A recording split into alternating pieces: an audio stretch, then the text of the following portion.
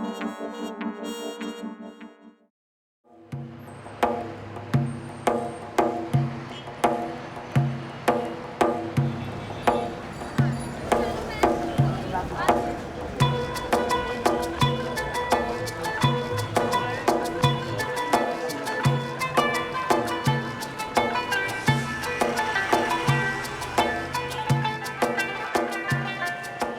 a photojournalist from Iran.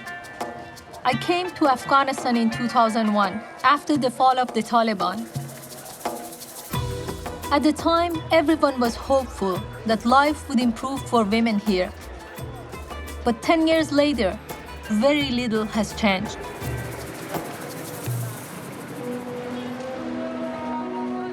In fact, many fear that women's rights are in danger of disappearing in Afghanistan. Young women are sent to prison simply for falling in love with the wrong man. Some risk their lives for love. I met such a woman. This is her story. And in some ways, it's the story of all women in Afghanistan.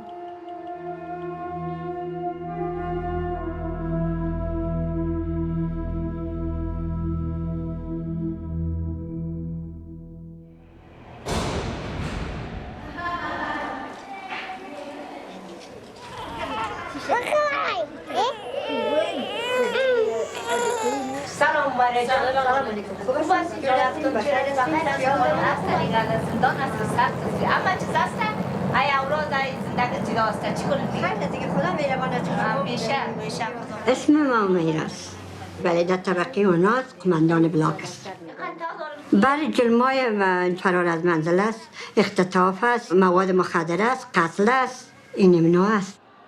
ما کلش به جرایم اخلاقی میایم. امروی بچه ها که از خانه فرار میکنن، امروی بچه ها میرن با فامیلش، بعض فامیلش ادام میکنه، بعض پلیس میگیرش از راه و از بعض جای ها میگیرش و میاریش، این همیشه بندی میکنیش خلاص.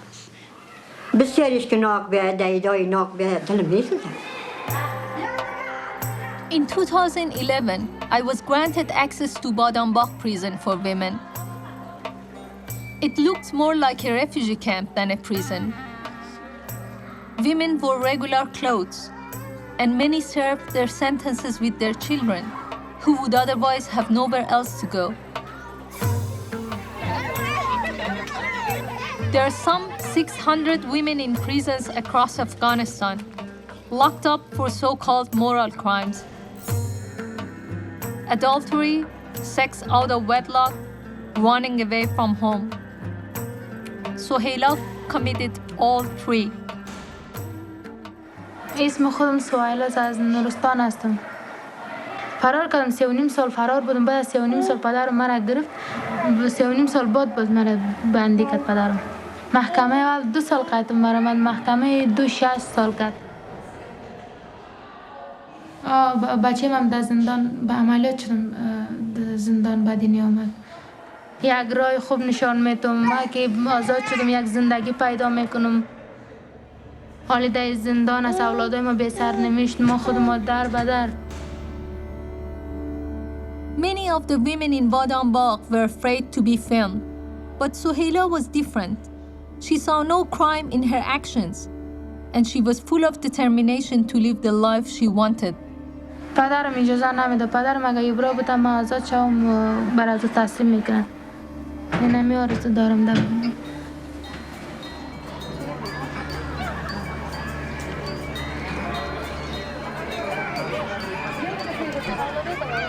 On my second day at Badambakh, Sohaila had a visitor, the man who put her in prison. The visitor was her father. پدرم مرا دعوت داد. سن 5 سالگی مرا دعوت داد. یک مرد به جای پدرم بود. بیادرندرم اینا کلی که چیز کرده بود. مرا با دعوت دادن. سن 5 سالگی بود. گفتم نمیگیرم. مرا با زور دادن بردن. میتم برای با اون نکاح میکنم. از اونجا فرار کردم که بچه مامان. من قصد فرار نداشتم. صرف به دولت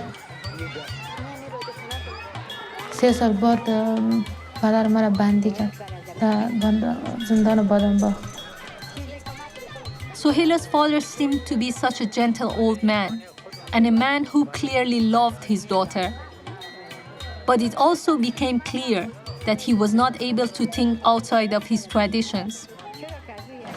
ما با او دین اسلام ما با او تقاضا نمیکنیم. قانون اسلام دختر میگه پدر به هر کس رضا. دین اسلام میگه که هر وقت پدر 8 سال یا 9 سال 10 سال بر کسی که داد زن از او شد.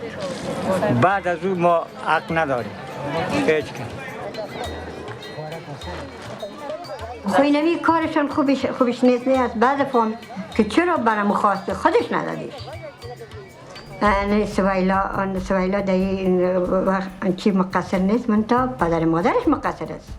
خود چرا یعنی همقدر یعنی تقاضای من دولت چرا که اینمی خشونت خانوادگی یا از بین بره؟ چرا به می خشونت که دا کردن چرا یارو در بندی خانه میمیره؟ دولت چی میخواه از ما رو بندی میکنه؟ زنای بیگناه افتیدگی هستن، هیچ پرسان نیست. در دولت میخوایم که ما را تخفیف و تخلص میکنه. چنانچه قانون مدنی صراحت داره که زنی که سن 16 را تکمیل کرد، دختری که سن 16 را تکمیل کرده باشه، او نکاح اگر میکنه با شخص دلخواه خود، نکاح از او بدون اجازه ولی نافذ و صحیح و لازم است. یعنی قانونیت داره. قانونی حق بر زن داده که خودش شوهر خود انتخاب بکنه، خودش با شخص دلخواه خود نامزد شود. ولی نظر به قیودات و نظر به عرف حاکم در جامعه ما، اینمی حق هم از دخترها گرفته شده و معمولا پدر یا برادر نقش عمده و اساسی را در تعیین سرنوشت زن بازی میکنه. In 2009, President Karzai passed a law criminalizing 23 acts of abuse toward women, including forced marriage. It was the first law of its kind in Afghanistan, but since the law was passed, it has rarely been enforced. Women like Sohaila continue to be sent to prison. And their lovers sometimes meet the same fate.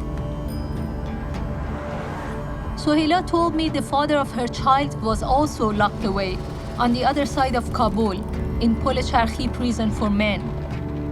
And that's where I found him, Sohaila's great love, Niaz Mohammad. چند وقت اینجایی تو حبسین؟ ما 1 سال میشه که ما در اینجا حبس هستیم. با 5 سال دیگه هم مانده 6 سال قید ماست. از 6 سال قید دیگه. خب داشتین تعریف میکنید چی شد که اصلا شما رو گرفتن؟ دلیلش چی بود؟ دلیلش همین دختر بود با کسی بد دادگی بود. با حساب بیادر از زن کسی را برده بود. شوهردار دختر کسی شوهردارش فرار کرده بود برده بود او.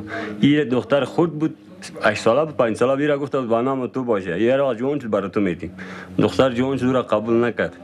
و ما را نمیگیریم. یه دختر باید دادم میبریم تو را به پیش مامای فاتحه از جمعه بریم تا جا بردن رو بازور بر از نفر تسلیم کردن. نفر تسلیم کردن و دختر قبول نکرد. ما ساعتم اما وقتم قبول نکرد دختر او را کیچی کنه. با اما وقت ما را رسیدیم ما ایچی داشتیم قد از اون. ما که رسیدیم ما را دختر آمد در پیش ما گفت یا ما را ببر بفروش هر جایی که میفروشی یا خودکشی میکنیم هر چی میکنیم ما را خلاص کن. دختر همه میشه از ما. خود دل ما سخت در خانه آمد و جا ما آوردیم اینجا. اینجا که آمدیم هر کدام ما را گفت چرا تو نکاح نمیکنی خودت هم خانم نداری چی هستی مجرد هستی تو نکاح چرا نمیکنی با مردم چی میکنی تو میکنی گفت ما ملا را تلبیس نکاح کردم. در جای ما تو قانون نیست که نکاح خط نمیشته شوه و اطراف از بسیار تا فعلا نه حکومت است نه طالب است نه دولت هیچ چیزی نیست در چی ما. با سهیلا ازدواج کردیم به خاطر اینکه سهیلا رو دوست داشتیم؟ نه دوست داشتیم که ازدواج کردیم یعنی چی ازدواج کنیم دوستش داشتیم او ما را دوست داشت ما را دوستش داشتیم که ازدواج کردیم. ما با خاطر که دوستش داشتیم رفتیم در خود در بندیخانه انداختیم خود ما در دولت تسلیم شدیم. میرفتیم میتونستیم میرفتیم در وطن خود میرفتیم نه دولت نه قانون نه کس ما را گرفتار کرده میتونست. ما گفتیم نه چیزی که قانون دولت است چیزی که حق است ما در ایستاد هستیم. او در بندیخانه باشه ما بیرون با ما نمیتونیم باشیم ما میریم در بندیخانه. والا دولت ما را دولت گرفتار کرد. دولت این وقت قانون حق نیست. اگر حق می بود نه ما در زندان بود نه او زندان بود. قانونی با پدرش می گرفت. چرا دختر خود تو با مردم بد دادیم؟ این نه در شریعت است، نه در قانون است، نه در کتاب است، نه در عرف است. با گفته پنجره را بزنیم بریم پیشش او را بکشیم. ما کشیده نمیتونیم دیگه. از زور دولت زور ما نمیکشه. تا که دولت اعلان نکنه، تا خداوند که چیزی ما را خلاص نکنه دیگه هست دیگه هفتی دیده میده. کوشش داریم که خدا پیش خدا حضوریه میکنیم که زودتر از ما که اول زودتر خداوند او را بکشه. میگیم کوشش را داریم که زود اول او برای بعد از ما برایم. او نباشه بیرون ما بیرون چی کنیم؟ Niaz Mohammad's prayers began to be answered, but it was not that simple.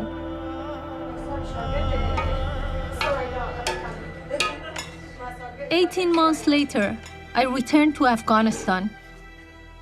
Suhaila was no longer in prison. She had been transferred to a safe house for women, which was tucked away on a quiet street in Kabul. کسایی جرم ثقیل دارن اونا خلاص نمیشن، نه کسایی که جرمش کم است اونا زود فرمانش اعلام میشه. ما در فرمان 8 سال اعلام شدم. اسم پدرم رحیم الله است. اینجا 1 سال و 4 ماه شده که من اینجا هستم. بسیار جای خوب است، بسیار عزت زنان زیاد است. کسایی که مرا رنج دیده، غم دیده اینا اینجا خوب خوشحال هستن، وظیفه دارن، کاراش پیش میره. اینجا نگاه کردن. ما بسیار دشمندار هستم. جای ندارم برم. اینمی دفتر است مرا نگاه کردن. Very soon after our interview began, one of the monitors at the safe house insisted that Suhaila cover her face if she wanted to continue, arguing that it was for her own safety. چند وقت ندیدی از محمد؟ 3 سال و 4 ماه ندیدم. خب وقتی نیاز محمد از زندان آزاد بشه قانونی که پدرت نمیتونه چیزی بگیری. نه بود نمیتونه، باز پدرم قانون قبول نداره، میگه تا قانون وطن نباشه. خودت چی دلت میخواد؟ دلت میخواد الان بری سر خونه زندگی شوهر نیاز محمد بیاد بری سر خونه زندگی، یا دلت میخواد بری خونه پدرت؟ دلم میخواد برم خانه نیاز محمد، چنان برنامه شدم، خیلی از بندی شدم، زندان دیر کردم، جبر دیدم، ستم دیدم، خانه از برم.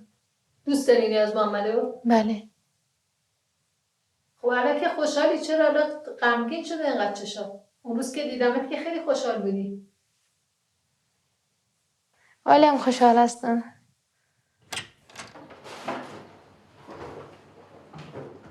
Shukriya Khalegi is a lawyer and women's rights activist.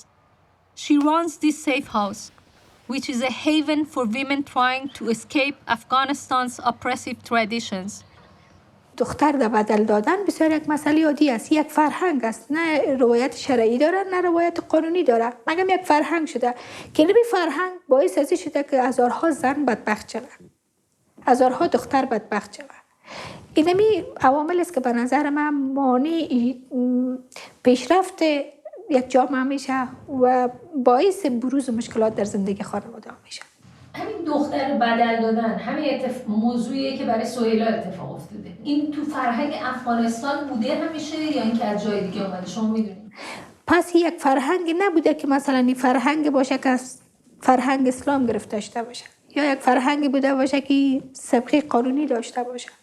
در تمام افغانستان این فرهنگ نیز در بعضی از ولایات تذکیر ما مطمئن هستیم که مردم به اساس ایدیا، مفکوره و طرز العمل خود هر مسئله را که هر ایدیایی را که به تکرار انجام دادی و به یک فرهنگ تبدیل میشه و با تاسف که این 30 سال جنگ در افغانستان باعث ازی شده که فرهنگ بالاتر از قانون در افغانستان کار بکنه.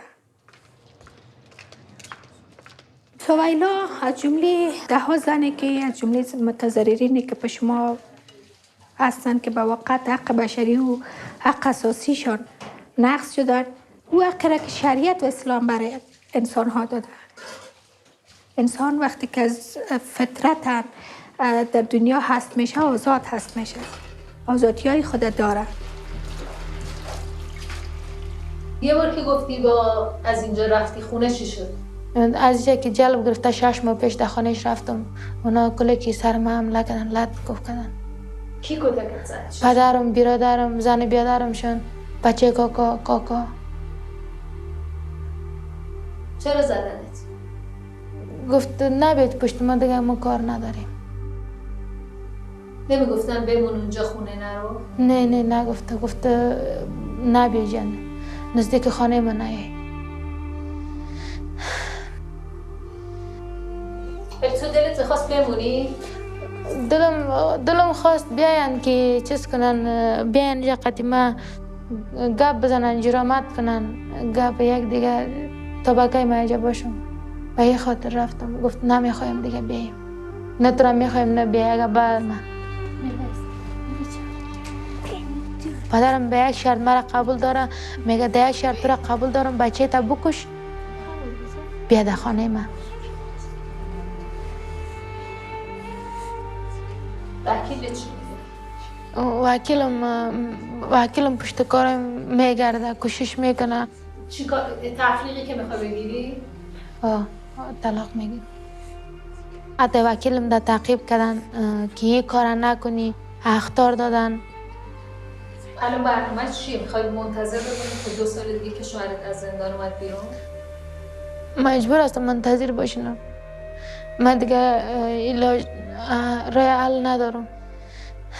خاطر جرم بیادرم کرد، گناه را بیادرم کرد، کشیدنم ها کشیدم.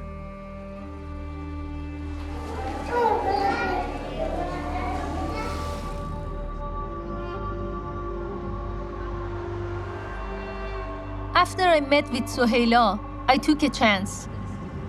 I asked her father and brother if they would be willing to meet with me. They welcomed me as a guest in their home.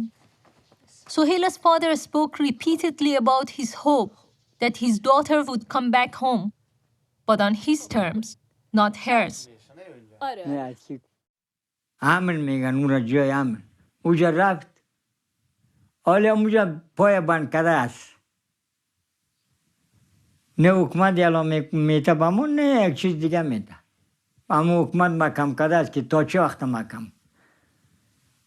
ما خو یلا کدگرم نیستم. اولادم است. اولاد ما باید به پیش ما باشم میگه نه؟ اولاد ما پیش ما باشم. رویش مسافر شد یک روز درست عمر ما پالوی دخترم تیر شود. همون که باش زندگی میکرد، باش رفته بود، خودش دوست داشت، بندیه هنوز؟ بندی است. به اون راضی نیستی پدر؟ ها؟ چرا آدم خوبی نیست؟ آدم خوب نیست. آدم بدبخت است. مگر به می آدم قطعی راضی نیست. خب حتی اگه خودش هم بخواد بازم راضی نمیشی؟ نه. حتی که خودش بخواه، خود دختر ما خود راضی نیستم. It was Sohaila's brother who had committed the original crime, running away with the wife of another man. To make up for the sin, Sohaila's father engaged her to the betrayed husband. So when Sohaila ran away from the old man, her family was deeply dishonored. ما نمیتونم که این را خلاص کنیم که بیاریم در خانه خود باز ببریم بر عذاب بتیم. ما این کار کده نمیتونیم. چرا سر ما دشمنی میآید؟ سر ما نباید سر بچه ما میآید. ناسا کسا سر بچه ما میآید. انشالله هر جای باشه پیدا می. خودت پیداش میکنی یا میگی شوهر پیداش میکنه؟ یا خودم یا یک قامم یا یک چیزی پیدا میکنه. هر جای اند امریکا برا پیدا میکنیم انشالله. پیدا میکنی برمیگردونی؟ نه از کلش چود میشه. هر جایی که بودم اونجا سرش بریدم میشه. دوستش داره او هم نیازمند از ما. بعد از اون دیگه چیزی که خدا واسه قدرت داد اما که خدا میتم میگم خدایا از یک قدم 2 قدم پیش نمانیره. خدا دوش از بین ببره. آخرتش خدا.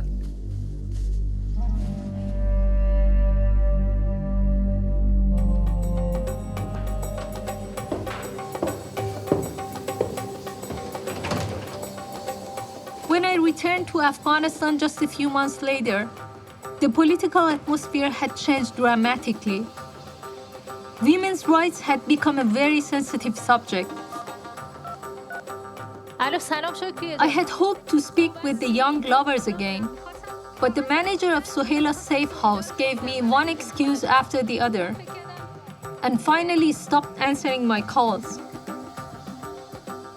I could not get access to the men's prison for filming, so I asked to speak again with Sohaila's father and brother. They no longer showed any compassion when they spoke about Sohaila. تو نیست که محکمه که فیصله کنه او قبول نمیکنه.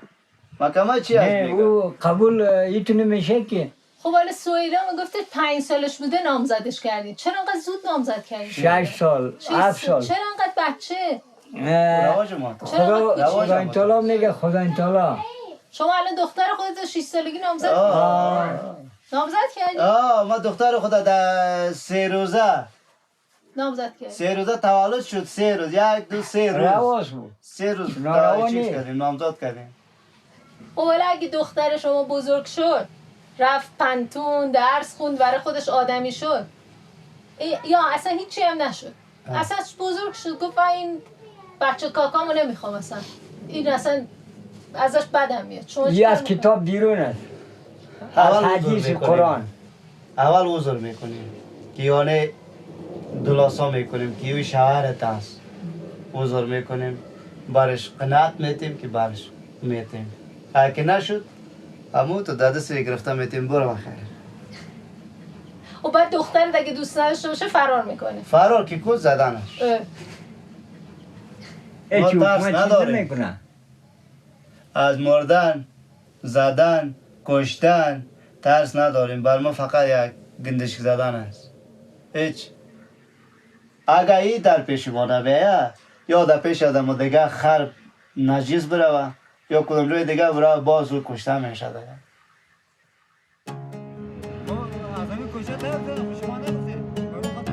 I left frightened, worried for the safety of Sohaila and her son. I had to see her again. I reached Sohaila on her cell phone, and she agreed to sneak out of the safe house and meet me in a taxi. We filmed our conversation with a hidden camera. We were both very nervous, but Sohaila was more determined than ever.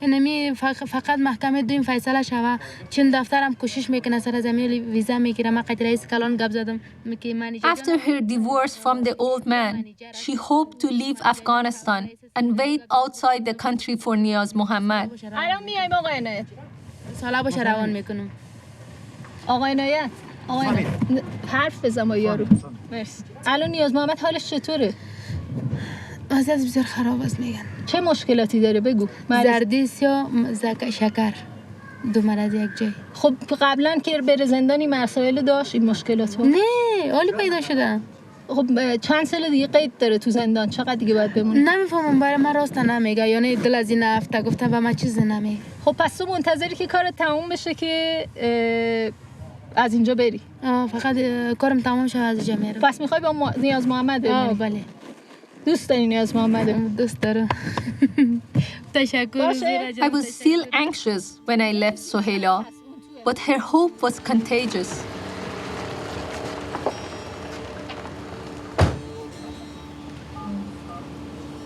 Sohaila gave me a contact number for Niaz Mohammad, and I managed to reach him in prison. آقا نیاز محمد سلام علیکم He shared Sohaila's determination. خوب هستی؟ بخیر میبریم بخیر برآمدیم باز در زنگ میزنم که میکنیم از این با یا سوهیلا میگیم یک جمیشی با قدیشگر میگیم انشالله با پسرتون حتما And as I listened to Niaz Mohammad, I was reminded of what he told me the first time we met.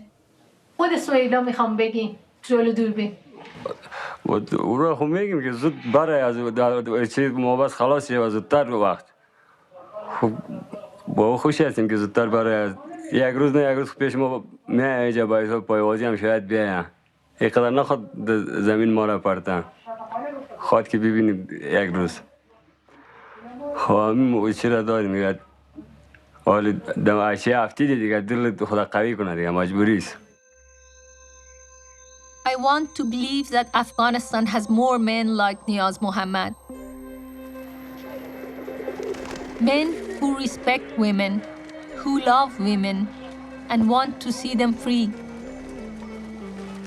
Men who see a human being when they look at a woman, not a sparrow that's easily killed.